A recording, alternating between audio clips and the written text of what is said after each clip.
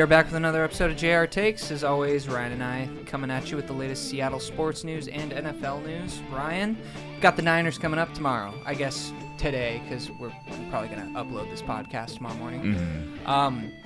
But I kind of just don't really know what to expect in this game. We're just going to go into it kind of like when you go to a movie and you don't read the synopsis of the movie or, you know, the little headline, what the movie's about, the plot.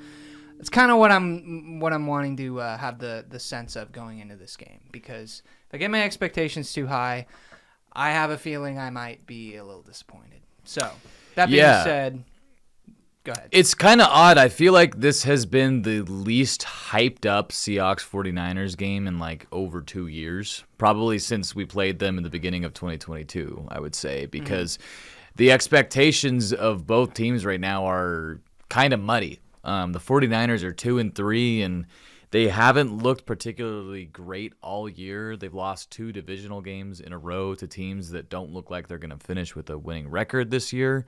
Purdy's still playing well, but you know they're missing McCaffrey. It hasn't mattered statistically. Jordan Mason is like the second leading rusher behind Derrick Henry right now. But they got injuries all over the field, kind of a lot like the Seahawks do. I read that Fred Warner may miss this game, as well as Hufanga, the safety. So those are 2 big pieces there. And the 49ers, you kind of look at them right now, and they've had this run really since about 2019, I would say, that they've been on with this core group of players here. And as we watched painfully from, you know, losing the Super Bowl to the Patriots on, it's really hard to keep a core group of guys going at an elite pace for more than a handful. It's rare for it to even happen for more than 1 year. And is this the end for the 49ers? Way too early to say. But it could be if we win this game. This could be the turn of the tide. However, you flip the script over to what the Seahawks are doing, and we played 2 competent quarterbacks 2 weeks in a row and got cooked on defense. Bad. Like, really bad. Like, didn't give up a single incompletion against Jared Goff. And then the next week, Daniel Jones looks like a fucking Hall of Famer against you. I'm exaggerating. Well, I'm exaggerating. That wasn't a Hall of Fame play, the first play of the game, let me tell you that. No, I'm exaggerating for the sake of narrative. Obviously, That's not the case. But here's the deal. We're getting checked down like crazy over the middle. I just looked at the passing chart for both the last 2 games, and everything is in the middle of the field. So our linebackers are getting destroyed. Guys are getting the ball out pretty quick, and what's even worse, we've had all these injuries on the defensive line, so we're not getting that crazy pressure that we were getting the first 3 weeks of the season. Quick side note, though, Derek Hall, 5th in the NFL right now in sacks. Dude, he looks like a completely different player since last year. Last year, I was worried he was going to be the next LJ Collier. Me too. But he's really turned it on, and I mean, I would say he's more valuable to this defense than like a Boye Mafe. Like he's. I'm not ready to go that far yet, because I mean, Boye's been out the last 2 games, and look what's happened. So yeah. However, positive note for us, he's probably going to be back this game. So we'll have Boye and Derek back as our starting edges for the first time since the Dolphins game. On the negative side of things, on the injury front, though, Uchenna Nwosu is going to IR. And I heard today the hope is that he's back this season. So not good. Really not good there. Crazy how unlucky that guy has gotten in the last, year. Byron Murphy's going to miss the game, and so is Tariq Woolen. So when I take a look at this game, obviously I'm looking at it from a Seahawks perspective. I think this game is where Mike McDonald needs to prove why we hired him. I'm not saying he needs to win or get out of here. I'm not saying that at all. I'm just saying, show us why you were, the top lauded coach in the offseason in a lot of people's eyes. Show us why we moved on from our Hall of Fame coach for you. You know, this is the time. It's a primetime game. It's our hated rival that has whooped us for 2 years straight, including a playoff loss. And, yeah, our back is kind of against the wall here with a lot of these injuries, but A, no one's going to care about that as an excuse. And B, Niners are beat up too. And this looks like the most beatable Niners team of the last 3 to 4 years, all things considered. So now is the time. And we'll get into predictions later, but I feel like this is one of the harder Seahawks 49ers games to really project because A, there's so much new stuff on our side, and B, like both teams have kind of just the last 2 weeks made you question a lot of things. Yeah, I think that's why I'm going into this game with minimal expectations or just like blindly, if you will, because the Niners have just underperformed like so badly to start off the season that this is the first time where they're not like the bad boys of the NFC coming into our town. Because like I think it was 2 years ago when me and a couple of the guys went to the Seahawks game against the Niners at home on a Thursday. We got demolished. Wasn't that Thanksgiving or No. That was a different. Yeah. It was. I think it was in December. I want to say. Yeah. Because it was super cold. But I remember the game you're talking about. Yeah, it was just bad, and I think the game could go one of two ways. We play competitively with them. Geno plays out of his mind. We win. Or it's just once again Brock over the middle to George Kittle, and we just get cooked. So I'm hoping it's not the latter, but we'll see. Yeah. To be frank, I feel like this is a really bad matchup for us for how we're playing right now. We're not defending the middle of the field, and we're not defending the run, and we're not tackling. Which is weird because even Mark Schlereth said that was the best tackling performance he's ever seen week 1, and now we're back to losing to Daniel Jones 4 weeks later. What the hell's going on here? Things change quickly in this league, man. It's wild. We're not playing a rookie in his first start or, Skylar Thompson or Jacoby anymore, I think is part of it, to be frank. But the health is a big factor here. And I think, honestly, one of the biggest things that we haven't really quantified is I think Byron Murphy was having a huge impact on this defense because he was taking up a ton of double teams. Leonard Williams was like killing people back there because he was getting blocked one-on-one over and over again because they were trying to double team Byron. And which is crazy that you would double team Byron over Leonard Williams. I know. Because Leonard Williams is a lot bigger than him, isn't he? Well, I think they weigh about the same, but Byron's pretty stout. Yeah. He's like what, 6 foot? I think Leonard Williams is what, like 6'4"? Yeah, he's a big dude. Yeah, so that's kind of crazy that they're doing that. But yeah, well, I saw a stat. I think after week 2, through the first 2 games, Byron Murphy was getting double teamed more than anyone in the league for a rookie. So it sucks so bad that he got injured. I know he wasn't lighting up the stat sheet, but that's the reason why we drafted him. That's such a big deal when you have someone on the line that you have to account for. Like Aaron Donald, all those years we played against him. Granted, he sacked the shit out of Wilson and Geno, but a lot of times it was just having to deal with him that was ruining our offense, not even the plays he was really making. All that aside, it's tough to predict this game because if Geno continues to play the way he has been, I think we got a chance because I think he has kind of struggled against the 49ers. But the offense and the scheme we're deploying right now seems to be better suited to go against what they're doing on defense, especially with, a guy like Fred Warner potentially missing the game. So this could end up being oddly kind of similar to the Detroit game, I think, where both offenses kind of just move up and down the field with ease. I think if we don't do that, and if we struggle like we did against the Giants, we're going to lose by 2 scores at least. Yeah, if we can't stop the run, it's going to be over quickly, and I think we'll know that by the first or second quarter, what that's going to shape up to look like. But yeah, I mean, you got predictions? Do you even want to make predictions? Because I kind of feel like this game is a toss-up. I'm with you. I don't want to predict that we're going to lose, but I don't really want to predict that we're going to win either. I'm kind of right there with you because I've been thinking about my prediction all day, and I'm like, we're just gonna fucking lose. Like that's all that's been in my head about it. But I mean, it is a primetime game in Seattle, and we've lost 2 in a row, and like this, things could spiral here real quickly. Like look at the Giants; they were facing a spiraling death situation if they lost to us on Sunday, and you know what? We underestimated them, and they came out and played their best game of the season. So that's the biggest thing about the NFL is it's not always who you play; it's when you play them that for how it's the game who's got goes. the most on the line that week. Like, that's why, who was it? The Jaguars? Who did they beat recently? They won their first game. Yeah, But I'm trying to They beat remember. a divisional opponent. They beat Flacco. It was the Colts. Right. And Yeah. Flacco was playing great, but, like, kind of had a feeling that the Jags were going to win that game just because they have everything on the line. If they lost that game, Doug Peterson would have probably been fired by now, which Bob Saleh we'll get to in a bit. But Oh yeah, we'll get to around the league here in a minute. But yeah, I guess overall prediction.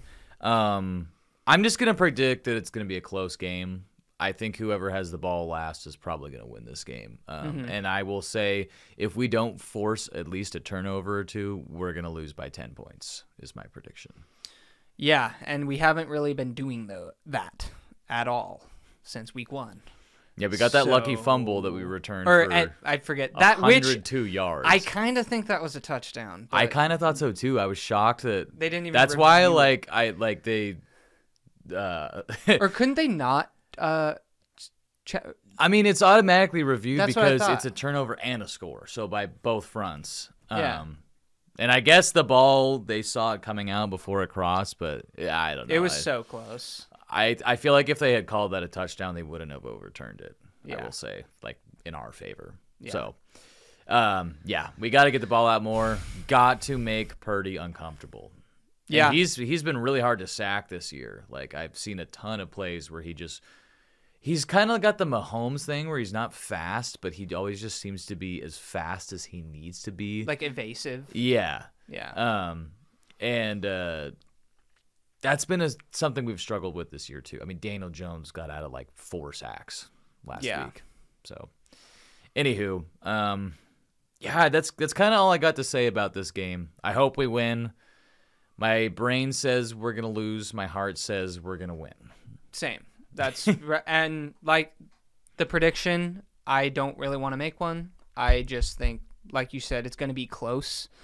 I think something bad has to happen late for either team for the other one to win, and I think that's what's going to happen. Mm-hmm. So, yeah, that's all. I'm gonna leave it at that. Alrighty.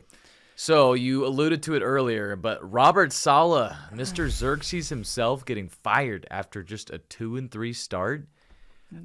The Jets are gonna jet. That's all I have to say. I can't believe it, man. It doesn't make any sense. It's not like, I mean, this guy It's not was like they're 0-5. no, and I mean, Rodgers has not been playing well. Yeah.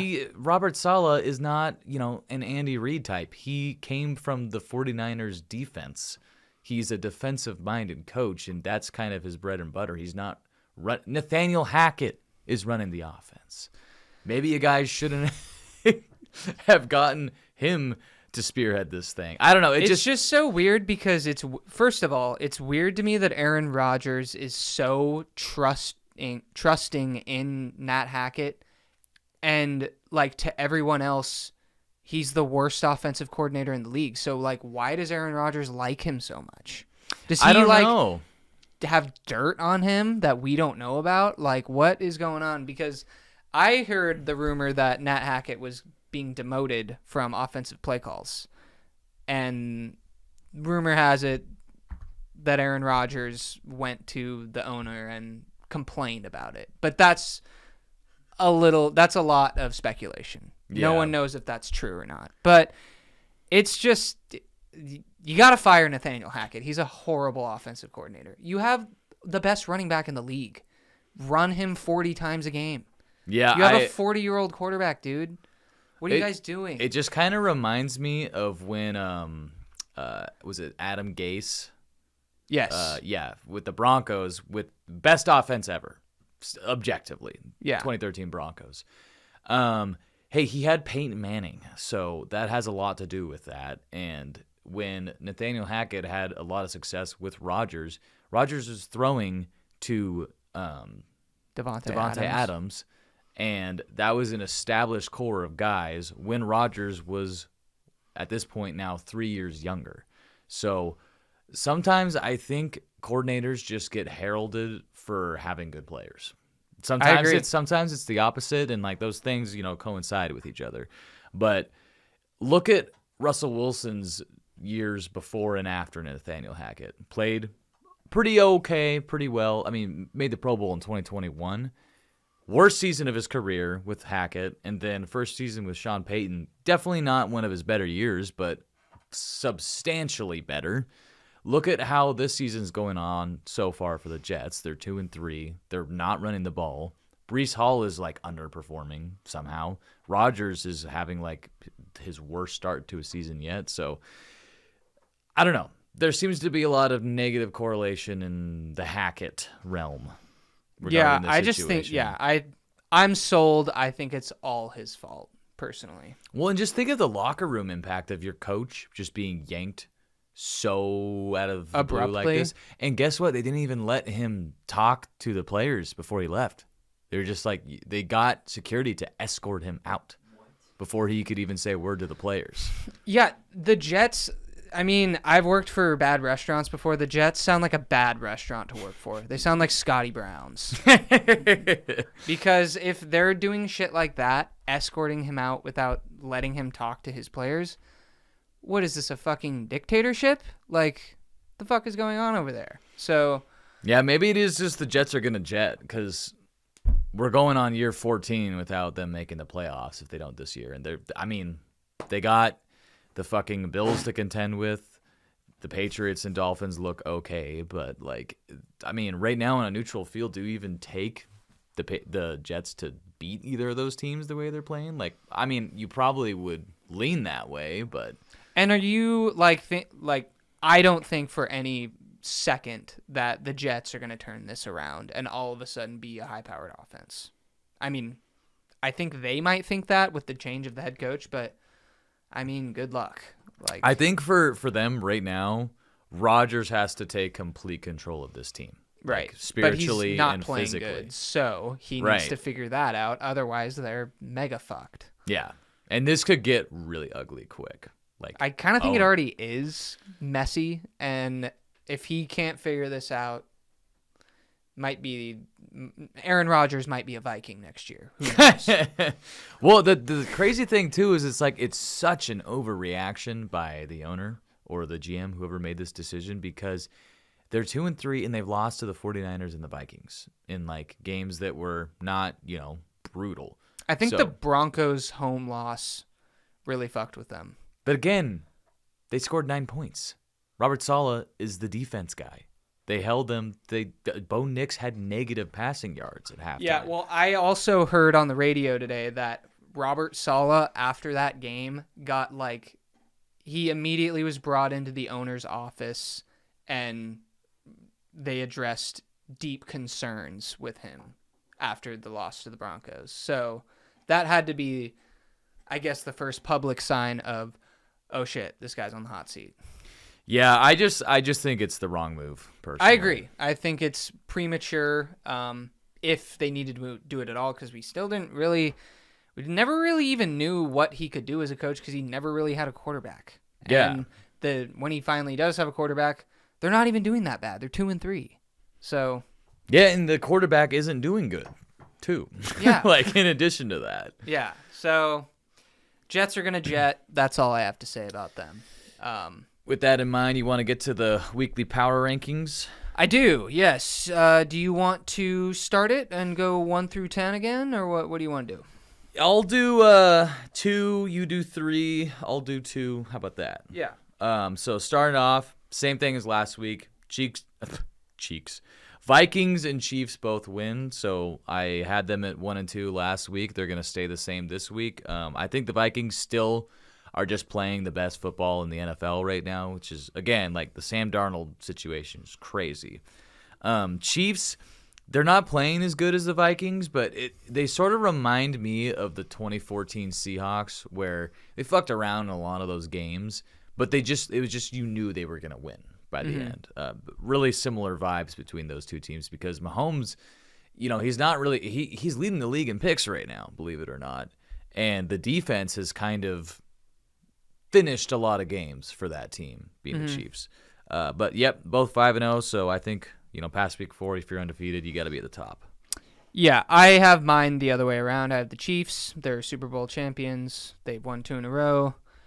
I'm just not going to give up on them until I know that they're not the best team by them losing the Super Bowl. So I will probably have them at my 1 for a majority of the year.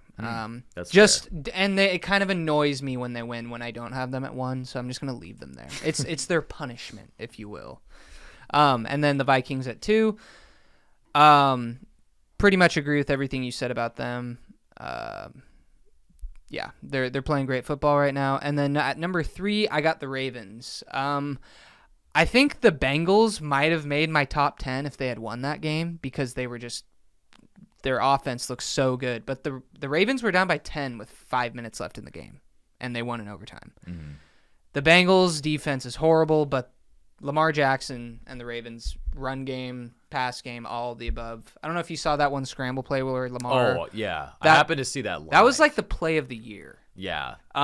Just silly stuff from Lamar there. Yeah. And I am right with you because the Ravens are also my number 3 team. I mean, they're like heel being out or a edge of a toe being out of bounds away from maybe being number 1 right now because they almost beat the Chiefs. Almost. And, man, that Derrick Henry, Lamar running game combo, I mean, they're both in the top 7 in rushing yards right now. Like, that's fucked up, man. Yeah.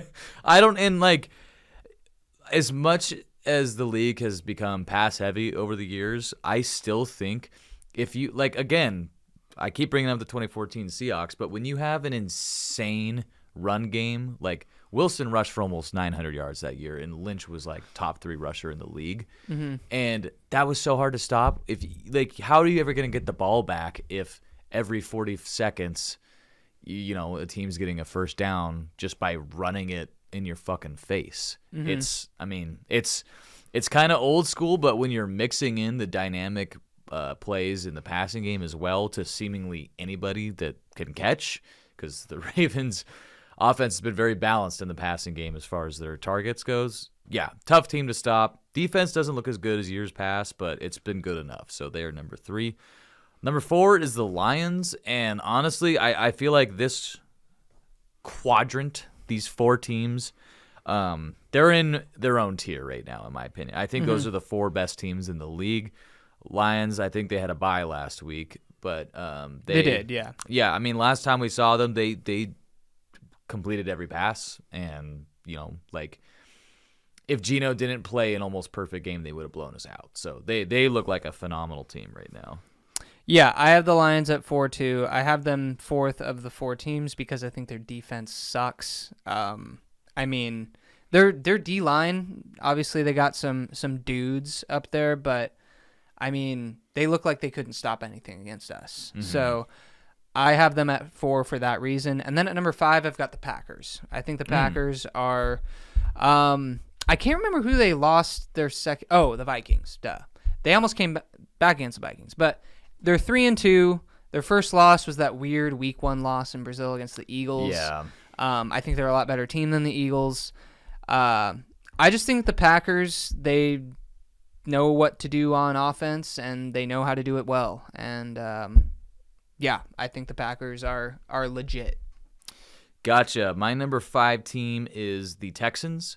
I'm a really, really big fan of C.J. Stroud. I think he's special. Been a fan of his since college, but he's playing phenomenal. I probably maybe should have considered the loss of Nico Collins for at least 4 weeks now that he's on IR, but they're playing really well, and their defense is very fundamentally sound as well. I just like that team a lot. I think they're on their way up in the league. Gotcha. And then next up after that, I have the Bills. I know they haven't played great for a couple weeks, but I still just think this is a team that's going to be in the Elite 8 at the end of the year minimum. So that's kind of based more on how they started the year than how they played the last couple games here. But I'm still a believer in Buffalo.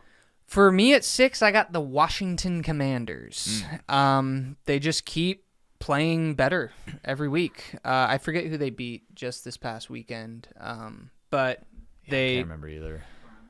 Oh yeah, they destroyed the Browns. Yeah, they just keep kicking everyone's ass, and until they show a weak spot on their team, they're probably just gonna keep going up and up and up until they get to the top 5. Then they'll probably stay at 5. But the Commanders, they're playing really well. They're this year's Texans for me, or last year's Texans, excuse me.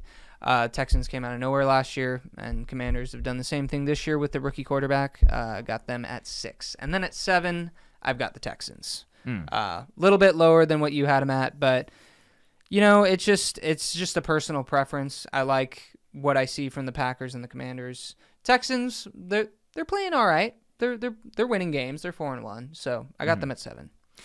Fair enough. At 6, I have the Falcons. I haven't been a big believer in this team, but Kirk Cousins just played a phenomenal game, throwing for 500 yards, and they have won every game with a game-winning drive, beating some pretty good teams. They kind of look like a tough team to me right now, and they enter the top 10, and also entering the top 10 right behind them is the Commanders. For basically the same reasons you listed. I would have them higher, but I guess this is kind of a case of my priors on the Commanders were so low, I thought they'd be like a bottom 5 team, that I'm still kind of having a hard time like believing what my eyes are seeing. We thought that's what the Texans were going to be last year. Remember how, they had C.J. Stroud as their draft pick for a reason. They were horrible. Right. But I think the Commanders are going to run into problems when they play like a really good offense. But right now they look just flat out unstoppable. Like they have been just on fire for 3 weeks in a row. So yeah, they are rounding out as the 7th best for me. Gotcha. Actually, wait a minute. That was 7 because you had the Texans and then the Bills. So yeah, that was 7. Commanders? Yeah. Yeah, so now you do your 8 because I already did my 7. It was the Texans. Wait, I have the Commanders at 8. It was Vikings, Chiefs, Ravens, Lions, Texans, Bills, Falcons, Commanders. Okay, so you did 2? Yeah. Okay. So my 8 is the Bills.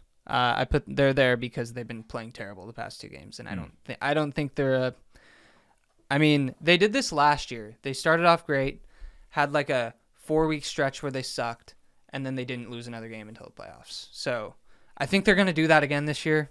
I just keep seeing the same patterns from the same AFC teams. I hope things change because I really don't want to watch another Chiefs Super Bowl, but we'll see. Someone's got to take them out. Maybe it's the Texans this year. Maybe. Yeah. And then at 9, I've got the Falcons. They played a hell of a game last Thursday. Kirk Cousins is making me regret my Michael Penix draft pick in my Dynasty Fantasy League because I'm worried he's never going to see the field until he's 30. And, yeah, the Falcons they look like a pretty dangerous team.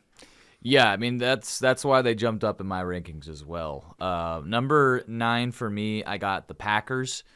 I just think they've found something here. They kind of found something with Malik Willis, oddly enough. Like they're finding ways to win right now, and there's not a, to me, very defined weakness in this team. Nothing is necessarily elite, but nothing is like, again, a defined weakness. The defense is better than it was last year. Jordan Love he's throwing a few more picks than you would like, but he's playing good, and this receiving core is kind of special in Green Bay, where they don't have someone that you're horrified to play against, but every single receiver is good. Both their tight ends and Tucker Kraft and the other guy are good. What was his name? I can't remember. He's got a funny name, but I can't remember. What is his name? Luke Musgrave. There you go. Musgrave. Thanks for pulling that out. I was like, God, he's got a dumb name, but I just can't think of it right now. And then rounding out the top 10, and they're only here because of what I think they can be, and that's the 49ers. It's just they were in the Super Bowl last year. They have largely the same team. It's going to be hard for me to take them out of the top 10 until I really see them struggle. But they lose to us, and I think we take their place back in the top 10. At 10 for me, obviously the Seahawks fell out of the top 10. That was a pathetic You don't get to excuse of a stay game. in the top 10 after what we just did. Maybe not even the top 15, but that's a different conversation. I got the Bucks. They fell. I had them at 6 last week. I still think they played a really good game. Baker Mayfield is baking. He's baking some goods, let me tell you. And I kind of can't believe they didn't win that game. Yeah, they should have. They blew it. And they played well enough for me to not penalize them too much for losing. It was on the road, overtime loss. I'm not gonna penalize them too bad. And again, their offense just they click on all cylinders every time they're out there. So I got the Bucks at 10. Didn't expect to have 2 NFC South teams in my top 10 power rankings, but here we are. Yeah, I mean, I feel like the longer time goes on, the more parity is showing up in the NFL. It's weird. Yeah. Because if you showed me this top 10 list in August, I would have been like, are you on heroin? Like, what's going on here? Commanders at 6. Yeah, and the Bucks in the top 10. The Vikings at 1. And the Falcons at 9 is crazy. Yeah. Because they sucked ass last year. But that's I don't really have a whole lot else. Honestly, I don't know if I said this already, but had the Bengals won that game, I think it would be tough to not put them at 10 just because they look so good. But, it would have been one of the more impressive victories of the season for sure. And yeah, it's just crazy that Burrow's 12 touchdowns, 2 picks, and he's 1-4. So yeah, and he's got like the number 1 offense. Yeah, he's doing everything he can out there, man. Yeah, it's tough to see, but I don't know. Do you have anything else to add to this epi? No, covered all the bases I wanted to, so that's it for me. Hopefully we get the dub, and fuck the 49ers. Yeah, go Hawks. Might see us twice tomorrow with our instant reaction. So yeah, lots of JR takes coming. Yes. All right, guys. Well, thanks for stopping by, and we will see you guys tomorrow. Yep. See you next time.